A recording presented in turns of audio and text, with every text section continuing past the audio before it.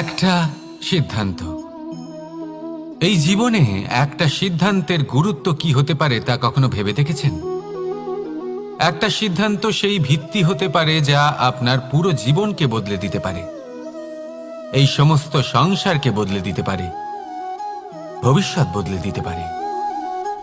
এই সিদ্ধান্ত যে কোন রাস্তা চয়ন করতে হবে, সেই সিদ্ধান্ত যে কখন সামনে এগোতে হবে আর কখন থেমে যেতে হবে, সেই সিদ্ধান্ত যে কখন যুদ্ধ করতে হবে আর কখন নিজেকে পিছু পা হতে হবে। এই সিদ্ধান্ত হলো খুব গুরুত্বপূর্ণ। আর আপনি তো এই সংসারে একা নন, তাই আপনার একটা সিদ্ধান্ত শুধু আপনার জন্যই নয়, সমস্ত সংসারের জন্য গুরুত্বপূর্ণ হতে পারে। এবার এই সিদ্ধান্ত আপনারই হবে। ভাবনা চিন্তা করে নেবেন, সাফল্য পাবেন।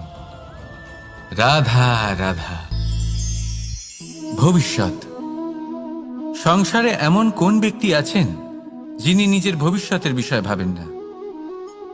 যে কেউ ভাবেন আমার ভবিষ্যৎ কিছু এরকম হবে, আমি ভবিষ্যতে এরকম কিছু একটা করব, এই সুবিধা থাকবে, এই আনন্দ পাবো, ইত্যাদি ইত্যাদি। কিন্তু সত্যি বলি, ভবিষ্যতের থেকে বড় ভণ্ড আর কেউ নেই। ভবিষ্যৎ আপনাকে ছেড়ে চলে যাবে, আপনি জানতেও পারবেন না। ভবিষ্যৎ আপনার থেকে আপনার বর্তমান কেড়ে নেবে। অনেক সময় আমরা ভবিষ্যতের বিষয় ভাবতে থাকি, দুশ্চিন্তা করতে থাকি। ভবিষ্যৎ দিয়ে নিজেকে এতটাই ঘিরে ফেলি যে বর্তমান কি তা ভুলেই যাই, তার বোধই আমাদের থাকে না। ভাবুন, ভবিষ্যৎ কি? ভবিষ্যৎ হলো সেটাই যা এখনো পর্যন্ত ঘটেনি। বর্তমান হলো সেটা যা এখন ঘটছে। তাহলে যা এখনো ঘটেইনি তার বিষয়ে দুশ্চিন্তা করে নিজেকে ব্যতিব্যস্ত কেন করছেন? এই বর্তমান, এটাই হলো গুরুত্বপূর্ণ। এর উপরে সমস্ত ভাবনা কেন্দ্রীভূত করুন। মনে লক্ষ্য অবশ্যই রাখুন, কিন্তু পুরো মনোযোগ শুধু বর্তমানে থাকবে। এই বর্তমানকে যদি সামলে নিতে পারেন, তাহলে আপনার ভবিষ্যৎ এমনি উজ্জ্বল হয়ে উঠবে। তাহলে আসুন আমার সাথে ভালোবেসে বলুন, রাধা রাধা। সময়। কথায় আছে, আমাদের জীবনের প্রত্যেক মুহূর্ত স্বর্ণর মতো হয়। এবার হয় আমরা একে নিজেদের কাছে রাখতে পারি, বা একে আমরা চলে যেতে দিতে পারি। কারণ এই ছোট ছোট মুহূর্তই আছে যা আমাদের জীবনকে গড়ে তোলে। এখন এই জীবন কেমন হবে তা আমাদের উপর নির্ভর করে। যদি আপনি একটা মুহূর্তের যত্ন না নেন, যদি আপনি এক মুহূর্ত ভালো না বাসেন, যদি আপনি এক মুহূর্ত স্নেহের আনন্দ না উপভোগ করতে পারেন, তাহলে দেখতে দেখতেই আপনার সমস্ত সময় নষ্ট হয়ে যাবে, আপনি জানতেও পারবেন না। অর্থাৎ এই সময় স্বর্ণ হতে পারে না। তবে আমরা একে স্বর্ণ বানিয়ে নিতে পারি আমাদের চেষ্টার মাধ্যমে। এই সময় শুধু একটি লাঙল যা মাটির সাথে লড়াই করতে পারে, আর কিছু নয়। একটা অত্যন্ত গুরুত্বপূর্ণ কথা মনে রাখবেন, আপনার কাছে শুধু সময় আছে। এবার আপনি এটা দিয়ে স্বর্ণ বানাবেন, না ঘুমিয়ে স্বপ্ন দেখে একে নষ্ট করবেন, সিদ্ধান্ত আপনারই। রাধা রাধা। ভগবান। প্রত্যেক কঠিন পরিস্থিতিতে এই নামই আছে যা আমাদের উপায় দিয়ে থাকে। ব্যক্তি যান, ভগবানের পুজো করেন, আরাধনা করেন, ব্রত পালন করেন, মন্দিরে যান, পুজো পাঠ করেন, ভগবানকে জাগিয়ে তোলেন। আর তারপর শুরু হয় সমস্ত প্রশ্ন। হে ভগবান, আমার সাথে এরকম কেন হচ্ছে? কেন আমারই জীবনে এত দুঃখ আছে? আমি কিভাবে এর সম্মুখীন হব? আমাকে কেন এত কষ্ট ভোগ করতে হচ্ছে? হে ভগবান, আমি কি করব? আমাকে সাহায্য করুন, কোনো রাস্তা দেখান।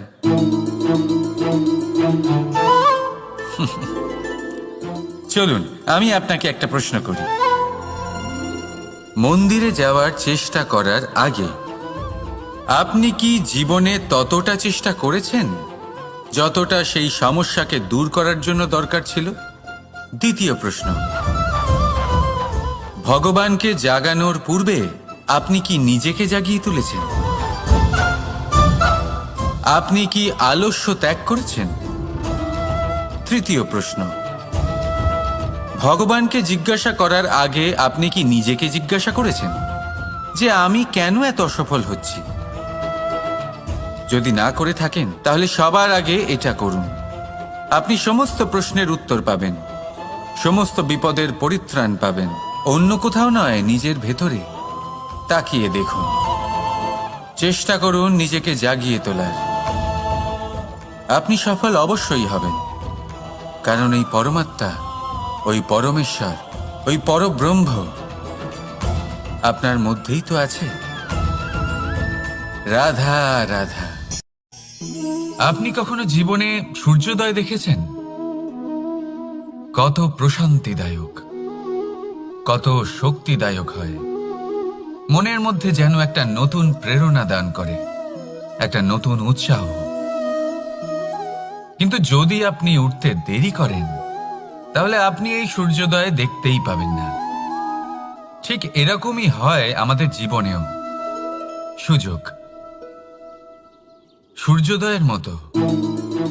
যদি আপনি আপনার জীবনে দরকারের চেয়ে বেশি অপেক্ষা করেন এই সুযোগের সদ্ব্যবহার করতে, তাহলে এই সুযোগ আপনার অপেক্ষা কখনোই করবে না, তা চলে যাবে। সেই জন্য এদের সামলে রাখুন। সঠিক সময় আসলে এই সুযোগের সদ্ব্যবহার করুন, নিজের কর্মকে সম্পূর্ণরূপে সার্থক করুন। এটাকে এক মুহূর্তের মতো দেখুন। যদি এরকম করেন তাহলে জীবনও সূর্যোদয়ের মতোই হবে। এতে সন্তুষ্টি থাকবে, গৌরব থাকবে, আর থাকবে শান্তি। রাধা রাধা। আমরা জীবনে এমন অনেক মানুষকে চিনি যারা অত্যন্ত শক্তিশালী, নিজের পরীক্ষা দিতে কখনো পিছপা হন না, খুব কঠোর হন, আত্মপ্রত্যয়ী হন, কিন্তু তাও তারা সাফল্য পান না। কেন? কি কারণ হতে পারে এর? লৌহ মানবের মতো ব্যক্তিত্বের অধিকারী হওয়া সত্ত্বেও তারা সফলতা কেন লাভ করেন না? এবার এটার উত্তর তাদের ব্যক্তিত্বের মধ্যেই লুকিয়ে রয়েছে। লৌহ মানব, লোহা। আপনি কখনো লোহাকে দেখে থাকবেন, অত্যন্ত শক্তিশালী, অত্যন্ত কঠিন, কিন্তু শুধু তখনই যখন সেটা শান্ত থাকে, শীতল থাকে। তাকে উত্তপ্ত করুন, তা আর কঠিন থাকবে না। তার উপরে এক আঘাত শিখুন সেই চিন্তাগুলো যা ক্রোধ বাড়িয়ে দেয়, আর সেগুলোকে শেষ করে দিন, নয়তো সেই রাগ আপনার পতন অবশ্যই ঘটাবে। রাধা রাধা। আমরা অনেকবার লোকের থেকে এই কথা শুনেছি, জীবনে যখনই ধন অর্জন করবে বাঁচিয়ে রাখবে। কি হয়, কঠিন পরিস্থিতিতে আপনার খারাপ সময় তা আপনার কাজে আসে। কিন্তু এই কথা কি 100% সত্যি? ভাবুন, এই সমস্ত ধন যে আপনি অর্জন করেছেন তা কি আপনাকে সুস্বাস্থ্য দিতে পারবে? এই সমস্ত ধন কি আপনাকে সুখ এনে দিতে পারবে? পারবে না, তাই না? চলুন আমি আপনাকে একটা কথা বলি। পরমেশ্বর, ঈশ্বর, যদি এই ঈশ্বরের ওপর আপনি বিশ্বাস রাখেন, সর্বদাই ভালো কাজ করেন, সবার মধ্যে প্রেম ছড়িয়ে দেন, আর সবার জন্য শুধু ও শুধুমাত্র শুভ কামনা করেন, তাহলে আপনার সাথে কখনো কোনো খারাপ হতে পারে না। তাই সময় বদলান, সময় বদলানোর উপকরণ নয়। আর ভালোবেসে বলুন রাধা রাধা। অনেকবার আমাদের দৃষ্টিভঙ্গি এমন হয়ে থাকে যে আমাদের আসল সত্যের থেকে অনেকটা দূরে নিয়ে যায়। আমরা যেরকম দেখি সেরকম সবসময় হয় না। এবারে দেখুন না, আমরা মানুষেরা, আমাদের ভালো লাগে, আমরা কোথাও গেলাম, আমাদের স্বাগত জানানো হলো, আমাদের প্রশংসা করা হলো, কেউ আমাদের দিকে হাসি মুখে তাকালো, আমাদের ভালোবাসলো, আমাদের ভালো লাগে। উপহার দিতে পারেন যাদের আপনি চেনেন, তাদেরও দিতে পারেন যাদের আপনি চেনেন না। ছোটদের দিতে পারেন, বড়দের দিতে পারেন, সবার জন্যই হলো এই হাসি। কিন্তু ক্রোধ, ক্রোধ তাদের উপরেই আসে যাদের আমরা জীবনে কখনো হারাতে চাই না, যাদেরকে আমরা অসম্ভব ভালোবাসি, যাদের জন্য আমরা আশা করি যে তাদের জীবনের পরবর্তী সময় সব সময় সুখময় হোক, উজ্জ্বল হোক। সেই জন্য আপনার জীবনের সমস্ত সেই ব্যক্তি যারা আপনার উপরে ক্রুদ্ধ হন, কটাক্ষ করেন, জরুরি নয় তিনি আপনার শত্রুই হবেন।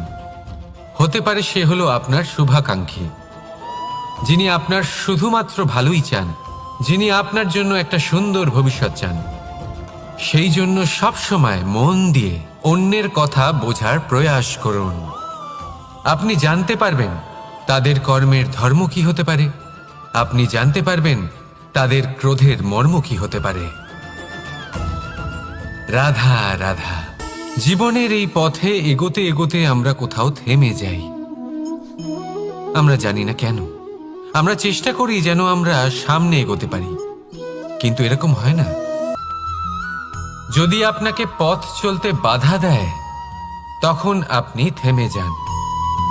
যদি আপনার ভাবনা চিন্তা ক্ষুদ্র হয় তাহলে আপনি জীবনে কখনোই এগোতে পারবেন না। ভেঙে যাওয়া কলম দিয়ে আপনি কখনো চিঠি লিখতে পারবেন না। ঠিক সেইভাবেই যদি আপনার মনে অন্যের জন্য হিংসা থাকে তাহলে আপনি আপনার নিজের ভাগ্য লিখতেই পারবেন না। কাজের প্রতি আলস্য আপনাকে কখনো ধনী হতে দেবেই না, আর ধনের প্রতি লোভ তা আপনাকে কখনো মহান হতে দেবে না। ছোট একটা কথা, কিন্তু এ হলো অত্যন্ত গুরুত্বপূর্ণ। ভাবনা চিন্তা অবশ্যই করুন, আর বোঝার চেষ্টা করুন সেটা যা আপনি বুঝতে চান। হতে পারে আপনি এমন কোনো পথ খুঁজে পেলেন যার ফলে আপনি কোনো খারাপ পথে যেতে যেতে থেমে গেলেন, বা আপনি এমন কোনো অর্থ খুঁজে পেলেন যা আপনাকে মহান হবার পথে অগ্রসর করে দিল। রাধা রাধা। অহংকার এ হলো ছোট একটা শব্দ, কিন্তু এর প্রভাব অত্যন্ত বৃহৎ হয়ে থাকে।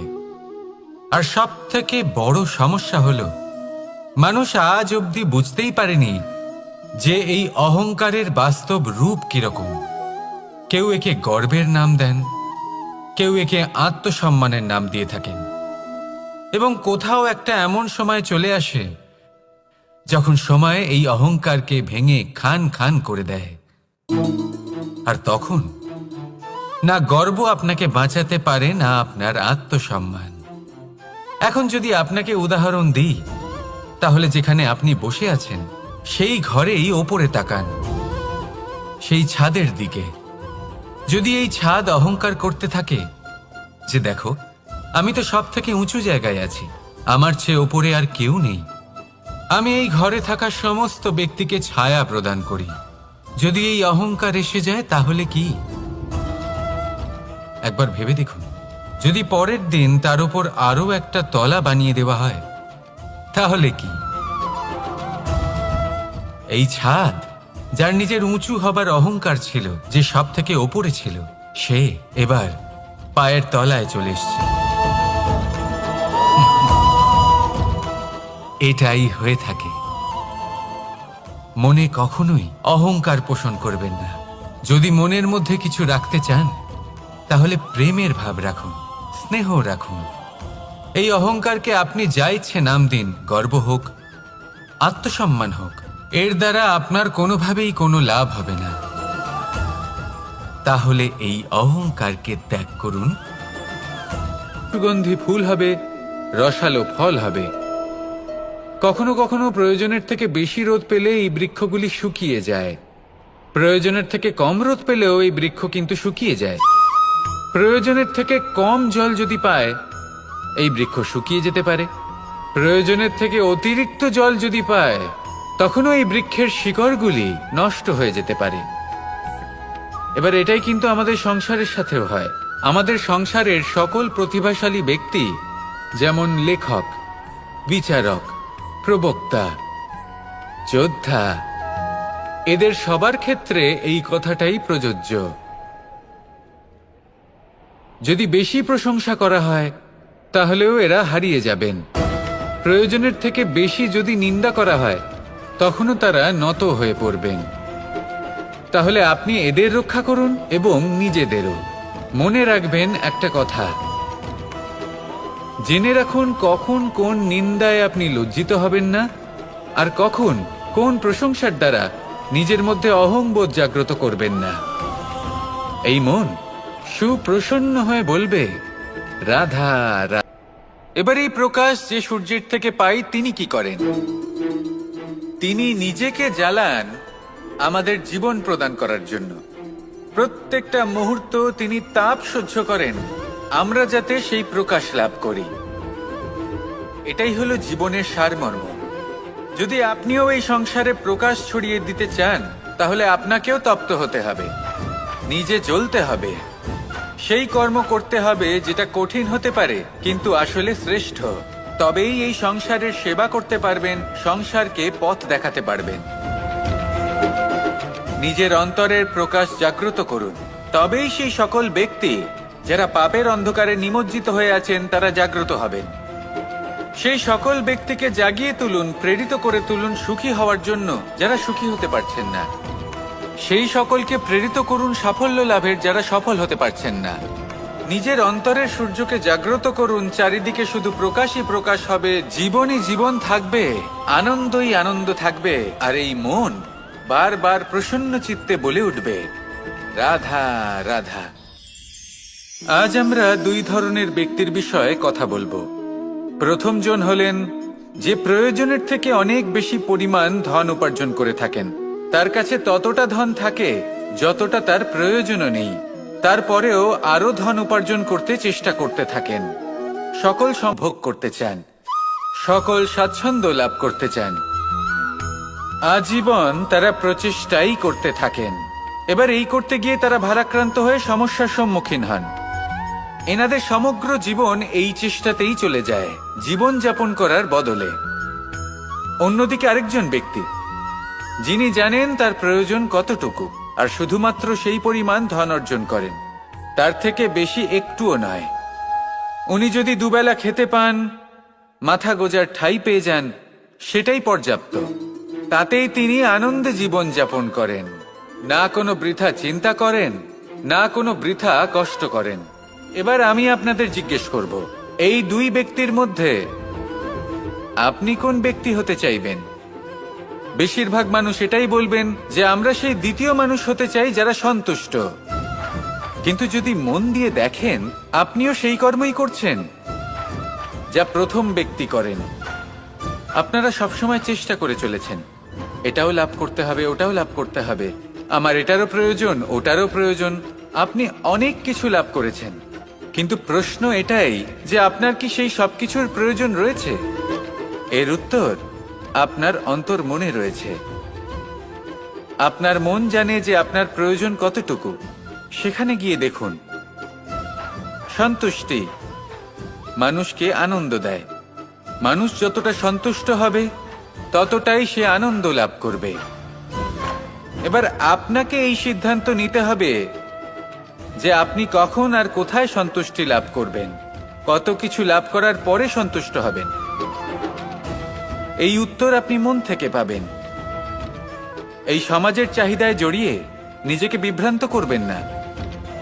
নিজের অন্তরের এই মিথ্যে অহংবোধকে প্রশ্রয় দিতে গিয়ে যদি আপনি এরকম প্রয়াস করতে থাকেন, তাহলে জীবনযাপন কখন করবেন?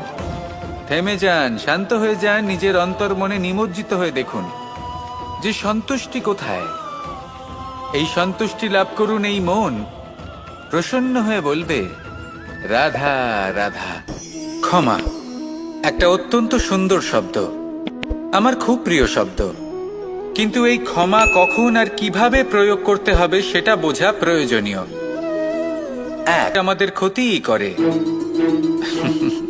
দুই, কেউ যদি অপরাধ করেন, আপনার থেকে ক্ষমা না চান, তাহলে তাকে ক্ষমা করবেন না।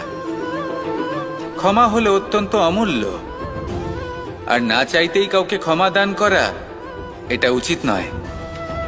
3, যদি কেউ আপনার সাথে অনুচিত কিছু করেন, অপরাধ করেন, আর আপনার থেকে ক্ষমা চান, তাহলে তাকে ক্ষমা করে দিন। তাতে আপনার অন্তরের করুণাবোধ জাগ্রত হবে, প্রেম জাগ্রত হবে, আর তা আপনার জন্য শুভ হবে। 4, যদি আপনি নিজে কোনো অপরাধ করেন, তাহলে অবশ্যই ক্ষমা চাইবেন। তাতে আপনারই লাভ হবে। কিভাবে? সামনের ব্যক্তি আপনাকে ক্ষমা করুক বা না করুক, আপনার অন্তরের অহংকার ক্ষীণ হবে, আর এই মন আরো নির্মল হয়ে উঠবে। এই ক্ষমা অত্যন্ত অমূল্য, ভেবেচিন্তে একে ব্যবহার করুন, আর আমার সাথে ভালোবেসে বলুন, রাধা রাধা।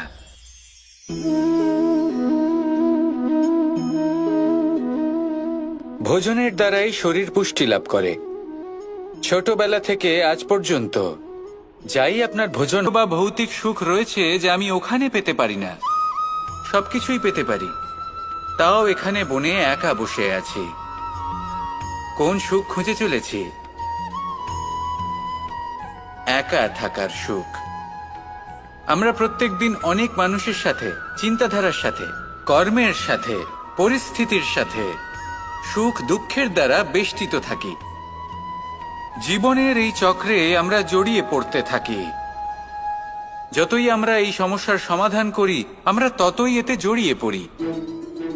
আমরা এতটাই জড়িয়ে পড়ি যে যখন আমরা আয়নায় নিজেদের দেখি, তখন আমরা নিজেদের চিনতেই পারি না। এমন মনে হয় যেন আমরা নিজেদের হারিয়ে ফেলেছি।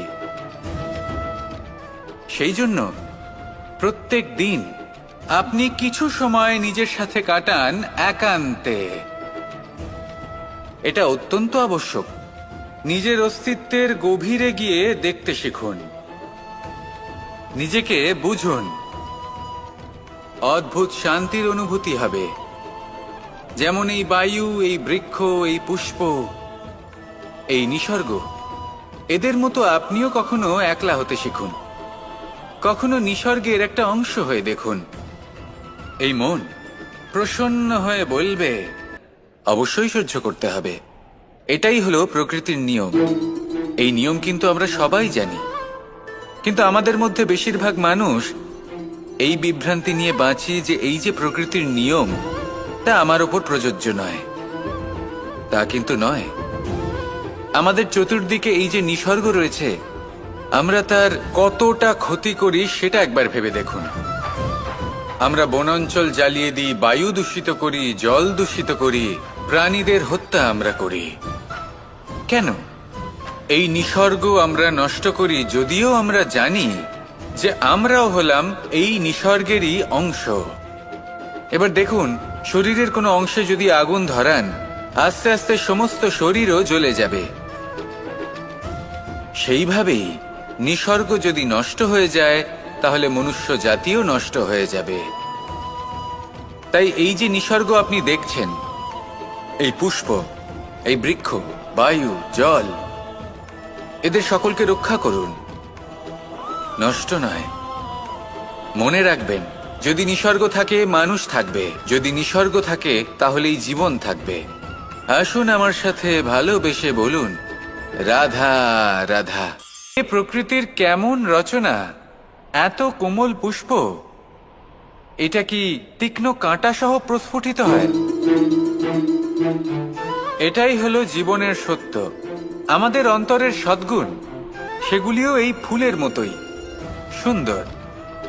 সংসারের সৌন্দর্য দেখতে পায়, এর সুগন্ধ চতুর্দিকে ছড়িয়ে পড়ে। কিন্তু এই সদ্গুণ জাগ্রত করে তোলার জন্য কঠোর পরিশ্রম করতে হয়, প্রতিনিয়ত চেষ্টা করে যেতে হয়।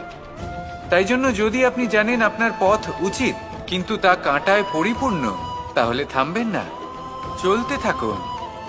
একবার যদি অন্তরের সদ্গুণ জাগ্রত হয়, তাহলে এই সংসার এই সৌন্দর্য দেখবে আর সুগন্ধে আকর্ষিত হয়ে আপনার কাছে আসবে। এই মন, এই জীবন প্রসন্ন হয়ে বলবে, রাধা রাধা। আমাদের গৃহে অনেক কক্ষ রয়েছে, কিন্তু এমন কি আছে যে একটাই থাকে? আমাদের গৃহের দ্বার। এমন কেন হয়? অনেক দ্বার তো থাকতেই পারে। ভেবে দেখুন, একটা বিশাল ভবন রয়েছে, তার চতুর্দিকে অনেক দ্বার আছে। ভালোই হবে, যাতায়াত করতে সুবিধা হবে, কিন্তু এমন আমরা কেন করি না? এবার আপনি বলবেন যে এটার উত্তর তো সহজ। যতগুলো দ্বার থাকবে ততজন দ্বারপালও থাকবে। কে কখন কোথা থেকে আসবে, কোথায় চলে যাবে সেদিকে খেয়াল থাকবে না। চুরির সম্ভাবনাও বেড়ে যাবে। যাক, এই বিষয়ে অন্তত আপনি বোঝেন। সেই জন্য আপনার গৃহে একটাই দ্বার রয়েছে। কিন্তু আপনার মনের বিষয় কি জানেন? আপনার মনেও কি কোনো দ্বার আছে? নেই? তার মানে যে কোনো ব্যক্তি যেখান থেকে খুশি আসতে পারে, আর আপনার মনে যা খুশি প্রবেশ করিয়ে চলে যেতে পারে। কোনো বাধার সম্মুখীন না হয়ে কোনো ব্যক্তি আপনার মনে যা কিছু প্রবেশ করিয়ে চলে যাবে, তা সে আমাদের পক্ষে শুভ হোক, অশুভ হোক, বা যতই ঘাতক হোক না কেন। সেই ভাবনা হতে পারে বাসনাময়, ক্রোধে পরিপূর্ণ, মতভেদে পরিপূর্ণ, বিদ্বেষ বা অহংকারে পরিপূর্ণ, বা কোনো ব্যর্থ ভাবনা হতে পারে। বিশ্বের যে কোনো ভাবনা মনে এসে বসবাস করতে পারে। এবার মনে যা ভাবনা থাকবে, মন সেটাই অনুভব করবে। নেতিবাচক ভাবনা যদি মনে ঘর করে, মন সুখ অনুভব কি করে করবে? সেই জন্য আবশ্যক হলো মনের মাঝে ইতিবাচক সত্তার দ্বার গড়ে তোলা।